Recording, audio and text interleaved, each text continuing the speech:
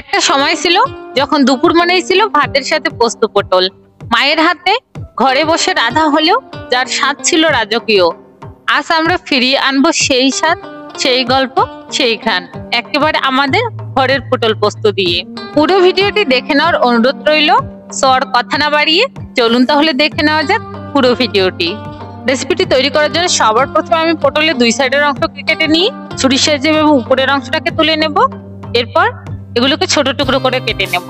সবগুলো পটল ছোট টুকরো করে কেটে নেওয়া হয়ে গেলে এগুলোকে ভালো করে ধুয়ে পরিষ্কার করে এরপর একটি হামুদিস্তার মধ্যে দিয়ে এরকম হালকাভাবে থেতো করে নেব।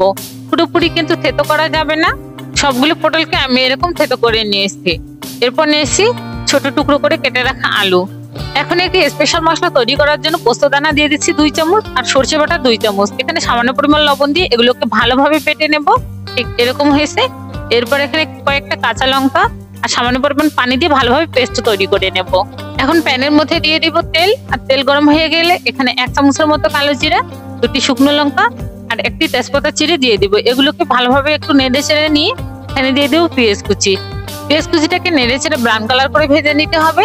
যখন পেঁয়াজ কুচিটা ব্রাউন কালার করে ভেজে নেওয়া হয়ে যাবে, ঠিক ওই পর্যায়ে এখানে কেটে রাখা আলু আর থেতো করে রাখা পটলগুলোকে দিয়ে ভালোভাবে কিছুক্ষণ মিশিয়ে নিতে হবে। মিশিয়ে নেওয়া হয়ে গেলে পরিমাণ মতো লবণ, হলুদ গুঁড়ো 1 টিস্পুন, শুকনো লঙ্কার গুঁড়ো 1/2 টিস্পুন, গরম মশলা গুঁড়ো 1/2 টিস্পুন দিয়ে এগুলোকে ভালোভাবে কিছুক্ষণ ভেজে নিতে হবে। যখন এই আলুগুলো 50% মতো ভেজে নেওয়া হয়ে যাবে, ঠিক ওই পর্যায়ে এখানে সর্ষে পোস্তর বাটাটা কিছুটা পানি দিয়ে এখানে দিয়ে দিতে হবে। এরপর এগুলোকে ভালো করে নেড়ে চেড়ে মিশিয়ে নিতে হবে। আর মেশানো হয়ে গেলে ঢাকনা দিয়ে ঢেকে দিতে হবে। ঢাকনা তুলে নেওয়ার পর দেখতে পাচ্ছেন পানিটা শুকিয়ে এসেছে আর আলু আর পটলটাও কিন্তু পারফেক্ট ভাবে সেদ্ধ হয়েছে। এখন আমি উপর থেকে সামান্য পরিমাণ সরষের তেল ছড়িয়ে দিয়ে ভালোভাবে নেড়ে চেড়ে মিশিয়ে নেব। রান্নার শেষে অবশ্যই কিন্তু 1 চামচের মতো সরষের তেল ছড়িয়ে দেওয়ার ট্রাই করবেন। এখন এগুলোকে নামিয়ে পরিবেশন করে নেব। মায়ের হাতের রান্না মানে নিরামিষেও অমৃত। অবশ্যই এই রেসিপিটা একবার ট্রাই করে দেখবেন, অসাধারণ টেস্ট হয়। আল্লাহ হাফেজ।